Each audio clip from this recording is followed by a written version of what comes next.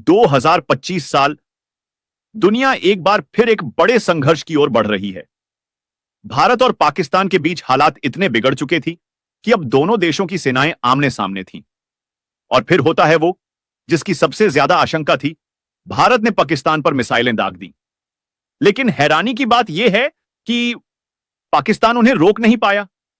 ना कोई इंटरसेप्शन, ना कोई रुकावट। मिसाइलें सीधे जाकर अपने टारगेट पर गिरती हैं। क्या पाकिस्तान की सेना इतनी कमजोर हो गई है, या फिर भारत ने ऐसी कोई चाल चली है जो दुनिया ने पहले कभी नहीं देखी? चलिए, आज हम आपको बताते हैं उन 7 बड़े कारणों के बारे में जिनकी वजह से पाकिस्तान भारत की मिसाइलों को नहीं रोक पाया।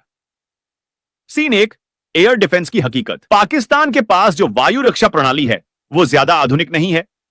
उसके पास चीनी तकनीक पर आधारित LY-80, HQ-2 और FM-9P जैसे सिस्टम हैं, लेकिन इनकी रेंज भी सीमित है और तकनीक भी पुरानी। अब जब भारत ब्रह्मोस जैसी सुपरसोनिक क्रूज मिसाइलें, प्रलय और अग्नि जैसी अत्याधुनिक बैलिस्टिक मिसाइलें दागता है, तो पाकिस्तान के सिस्टम उन्हें समय रहते पकड़ ही नहीं पाते। एक मिसाइल जब ध्वनि की गति से भी तेज उड़ रही हो और वो ट्री टॉप लेवल पर उड़ती हो, तो उसे रोकना लगभग असंभव हो जाता है। सीन 2, भारत का फर्स्ट स्ट्राइक और सरप्राइज अटैक। भारत की सैन्य नीति में कोल्ड स्टार्ट डॉक्ट्रिन एक महत्वपूर्ण तत्व है, यानी दुश्मन को जवाब देने का मौका ही मत दो। भारत ने शायद युद्ध की शुरुआत एक सर्जिकल स्ट्राइक या मिसाइल अटैक से की। इस हमले में पाकिस्तान के रडार स्टेशन, एयर डिफेंस बैटरियां और कमांड सेंटर पहले ही निशाना बना लिए गए। नतीजा, जब पाकिस्तान को हमले का पता चला, तब तक उसकी डिफेंस पहले ही नेस्तनाबूद हो चुकी थी। सीन 3, डिफेंस सिस्टम का ओवरलोड होना।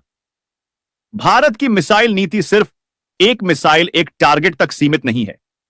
वो सैचुरेशन अटैक की रणनीति अपनाता है, यानी एक ही समय में कई दिशाओं से दर्जनों मिसाइलें दागना। अब पाकिस्तान के पास जो एयर डिफेंस सिस्टम है, वो एक समय में सिर्फ कुछ ही टारगेट्स को लॉक और इंटरसेप्ट कर सकते हैं।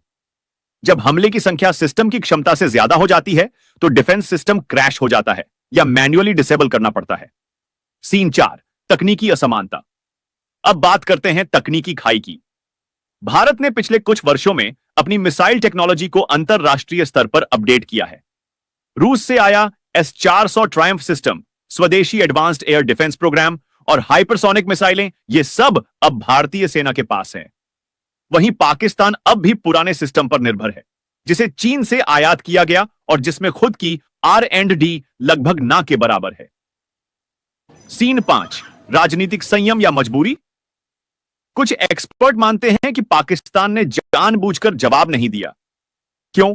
क्योंकि वो चाहता है कि अंतरराष्ट्रीय समुदाय उसे शिकार की तरह देखे, ताकि भारत पर दबाव बनाया जा सके। यह एक राजनीतिक रणनीति भी हो सकती है। पहले हमला सहो, फिर UN में जाकर रो।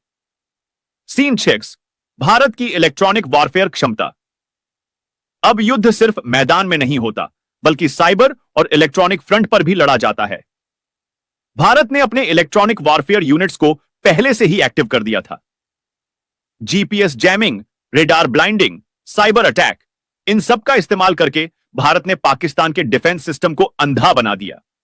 जब रडार ही नहीं चलेगा, तो मिसाइल कहां से आएगी, कैसे पता चलेगा? सीन 7, आर्थिक और लॉजिस्टिक बाधाएं। युद्ध सिर्फ हिम्मत से नहीं, पैसे और संसाधनों से भी लड़ा जाता है। पाकिस्तान की अर्थव्यवस्था पिछले कुछ सालों से कमजोर चल रही है।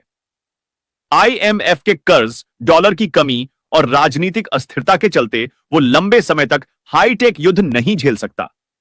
हर दिन की जंग का मतलब है करोड़ों डॉलर का खर्च, और पाकिस्तान के पास इतना स्टॉक, फ्यूल और बैकअप मौजूद नहीं है। 2025 का युद्ध हमें यही सिखाता है कि युद्ध सिर्फ बंदूकों से नहीं, बल्कि रणनीति, तकनीक और कूटनीति से लड़ा जाता है। पाकिस्तान की चुप्पी एक कमजोरी थी या रणनीति, यह इतिहास तय करेगा। लेकिन भारतीय मिसाइलों ने जो तबाही मचाई, उसे रोकने में पाकिस्तान नाकाम रहा, और यह हकीकत है।